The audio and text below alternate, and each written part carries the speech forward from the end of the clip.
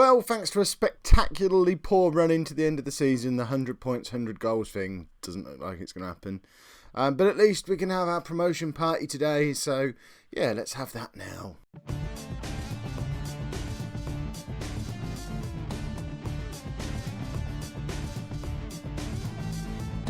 Hello and welcome to part 23 of the Bolton battle. I'm Kev and it's the final day of the season, final day of the third season of this save. As you can see, we are the champions of the Vanarama National League. Goodness me, did we make hard work of it. I think the last episode you were with me, we left off around here somewhere. Since then, we only needed a draw to win the title. We lost. Then finally did pick up the draw and won the title against Alfreton at home. Bearing in mind, up here we were like 20 points clear at the top of the table. We then absolutely got smashed by Fleetwood. Managed to beat Harrogate, who remember were down in the conference north of us, so aren't going to be particularly great. Then lost again to Forest Green. We're on the last day of the season. 100 points and 100 goals cannot happen. 100 points definitely can't. 100 goals is looking incredibly unlikely as well. We're on 95 points, 92 goals scored. The gap between us and Woking in second place has fallen down to 7 points. I wouldn't be entirely surprised if it was only a 4-point gap come the final whistle today, because we're just in really poor form. And it's not even because we've fiddled or messed around with the team at all. It's the same team that did so well earlier on in the season. I guess we can put it down to tiredness, only being part-time, hopefully not being found out, because it's not really the ideal time for us to be found out, because that isn't going to bode well going into next season. Excitingly, because we've now won the league, we have been set next season's budget, so we've got a wage budget of £32,000 a week, and we're only spending £19,500 at the moment. And a transfer budget of over £200,000. So we have money to spend and money in the bank, but I don't know what impact turning professional is going to have, because I'm fairly sure getting promoted to League 2 means we will have to turn professional. So all these numbers are still subject to change. We're just going to play the one game today, and then after that we're going to have a look through at the players of the season, all that kind of thing. Get it all wrapped up in one episode. So tomorrow you can see the start of Season 4 of the Bolton battle, which will be very exciting for us all. So, we're playing a full-strength team just because we don't want to pick up another defeat. I don't want to go into the start of next season suffering on low confidence. So it's the best team that we can put out with the players that we've got available to us. The only injury is Luke, and I mean he might be the reason for the terrible run of form that we've been on. He tore his groin muscle about 4 or 5 weeks ago now, just after the episode. Just after the second match of the episode that you watched yesterday. So, I mean, this is probably the reason why it's all gone a little bit wrong, because he's got 24 goals in 36 games for us this season, and he has been rather an important player, I think it's fair to say. So he's the only absentee, really. So we've got Eggs in goal, Curtis, Roberts and Albinson at the back, Berry and Jennings as the wing-backs, as usual, both vying for becoming top assist makers in the division, I think, last time I checked. There you go, look, they're both joint top, 22 assists each, which I think is where they were the last time. I mean, that's another reason. Last episode, which was like 6 games ago, I'm sure they were both on 22 each as well, so they've not had an assist in as long as Luke's been out. It's all going wrong. The midfield, we've got LBC and Martin, with Finley in behind Abbott and Mitchell. Tough guy Alan Harrington is on the bench, so watch yourself. And Dion Talbot still won't sign a new contract despite us getting promoted, and looks like he could be leaving Bolton without ever having played a game, at least for me as manager. It looks like he did play the one game the season before I arrived. But yeah, it's a bit of a shame, because he looks like he could be a rather good keeper in the future, but I'm not going to play him. If he signed a new contract now, he'd be starting today to see if he's going to be better than Eggs, but not interested if he's refusing to sign. I can't remember whether I shared the news with you that Glenn Jennings has signed a proper contract now. He was on non-contract for most of the season, but has now signed a 18-month deal to get him to the end of next season. It's only a part-time contract though, so I guess along with just about everybody else, everyone's contracts change over the summer. I'm not sure. I don't know that I've ever been promoted from the conference to the Football League before in all my years of playing Football Manager. Certainly not that I can remember. So I don't know how the whole going professional thing works. Do we have to renegotiate everyone's contract, or do they just automatically stay on the same money but go from part-time to full-time? Because I think that would bother me if I was a semi-professional footballer, earning my £200 a week for playing for Bolton and my £1,000 a week for running a weightlifting club, gym, that's what they call them, or whatever it is I might be doing in my spare time, underwear model, that kind of thing. And then you get promoted into the league and they say, no more underwear modelling for you. I want you in 5 days a week and Saturday afternoons, but you're still just getting your £200 a week. I'd just leave. I'd go and play for the next best team who didn't get promoted. So I'm going to assume contract renegotiations are in order, but all will become clear tomorrow, I guess, when presumably we'll go professional over the summer.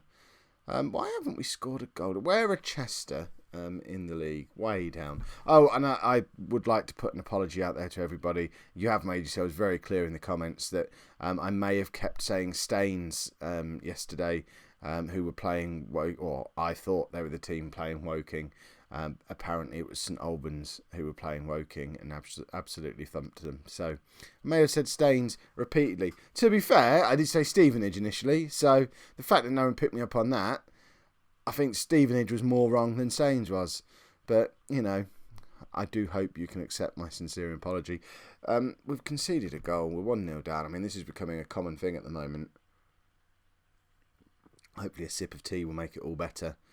Mitchell's in. This might be his final goal for Bolton Wanderers. There he is. What's that? 23 for the season. He must be closing in on 60, 70 goals for the club now. I'd like to have him again next year. Probably. I'd need to see if he's going to be good enough for the Football League, though I assume he probably will be. But I don't want to spend money on a player who's never cut it at the league we're going to be playing in. That's not the kind of player we want to be investing money into. We've been successful this season because we had a conscious effort last summer to go out and sign players from the Football League. We were signing players who were just sort of on the fringes of League One and League Two clubs, combining them together, and obviously that kind of player, if you get a whole bunch of them together, become a very, very good conference team. The way for us to stay in League Two probably isn't to go and find the best conference players. I don't know. In real life, that might be a good system. Not so sure in game. I'm wondering whether the system should be League One and Championship fringe players. But then, I don't know, money becomes an issue, doesn't it? I imagine a Championship fringe player is still probably a bit out of our price range. We shall see anyway. LBC, what was he doing all the way up there? That's not where he's supposed to stand. He's not a mobile footballer. It says that on his blooming report thing. Says he never moves anywhere. He's just... We've won the league. It's the last day of the season. He's just having a little bit of fun. He's experimenting with what running's like. And he probably won't leave the centre circle for the rest of the match now, because I should think he's shattered. Mike Berry's having an awful game. Have I got Lamb on the bench? I haven't. Probably should have done, because it's probably Colin Lamb's final chance to play for us today, because he's on a non-contract basis. He's barely played all season because of the emergence of Mike Berry, and I'm probably not going to keep him on. As it is, I'm just going to bring Freeman on for Berry. I know he doesn't really like playing there, but it might be a good buy from Freeman as well. We'll bring Harrington on for Abbott.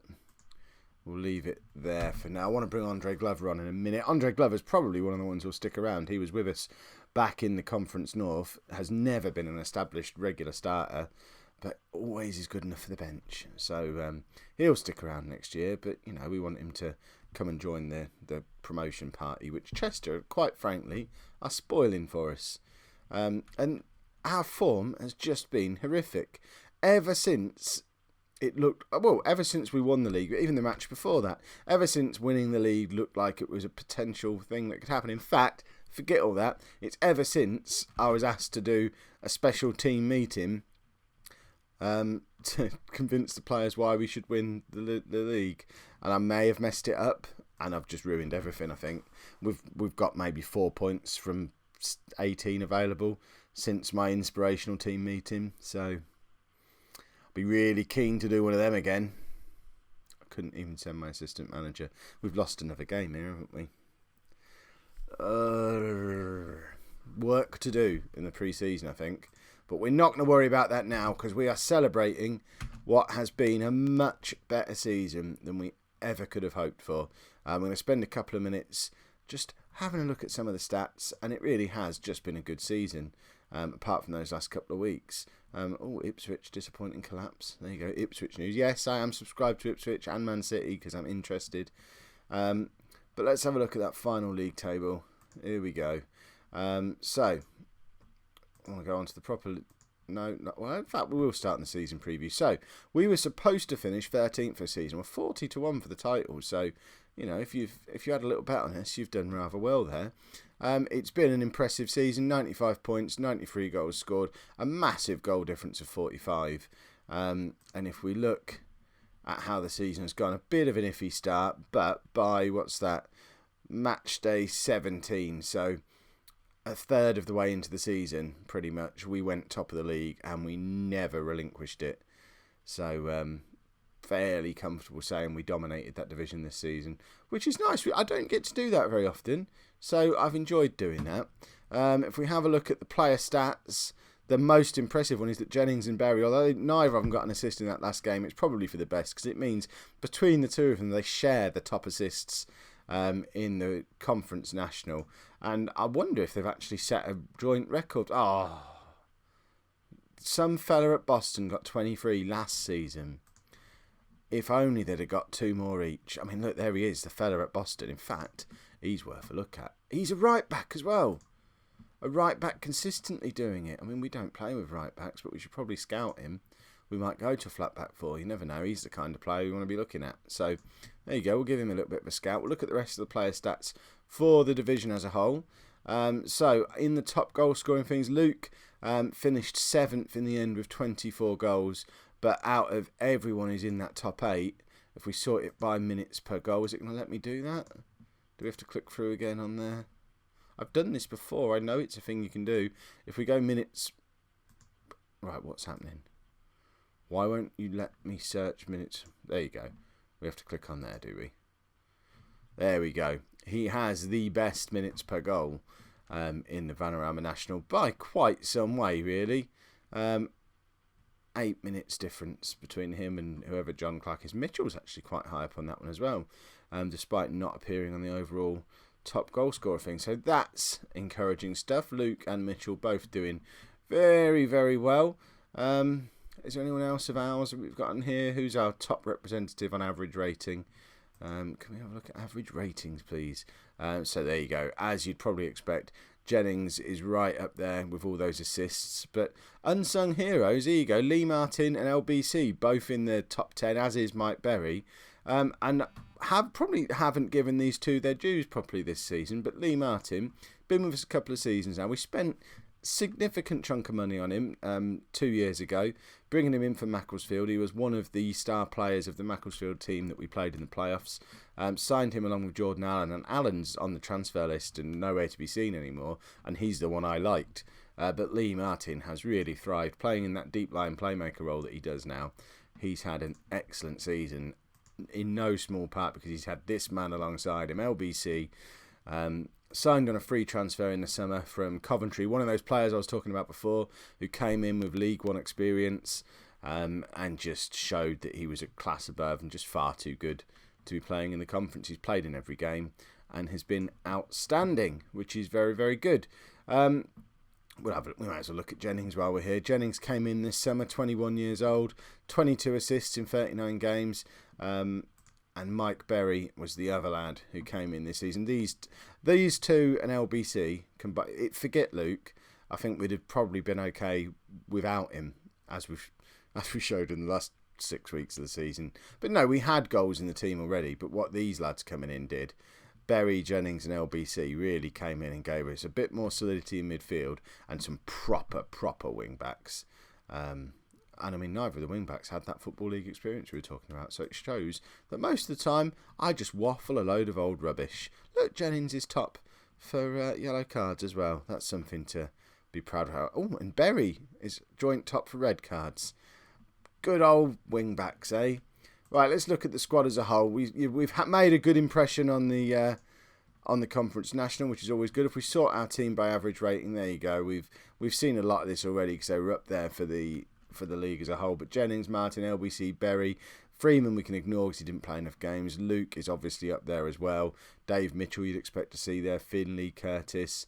All the right players seem to be in roughly the right place. I would have expected Gary Albinson to have a higher rating than that, but his value as captain and coming in and being a bit of a leader and having played over 150 games for Bolton now, not to be underestimated. I don't think he went away, got his Football League experience with Blackburn, and Torquay, although there wasn't much of it, but there's some there, and he's come back home and he'll be our captain again next season. Of that I am fairly certain. And Eggs again, disappointing season from him. Look, 5-star potential. He's supposedly going to get good at some point. I mean, he's gone down from 85 goals conceded last year to 48 this year, but his average rating has somehow dropped. He's 23 years old and has now managed to have played over 200 games, and just doesn't seem to be improving. I guess it's because we're part-time, and he might really benefit from going full-time, I guess. And I think he's probably young enough. If we can bring in someone better next year, a year of full-time coaching, maybe a loan out to a conference national club again, we might see him re-emerge. And I imagine at this point, with the way our reputation has been building, a 5-star potential, you'd expect him to turn into at least a good League One player in time, if not a rubbish Championship one. So you'd expect him to stick around. If we sort it by goals, we know all about the two big guys, Luke and Mitchell, with all their goals.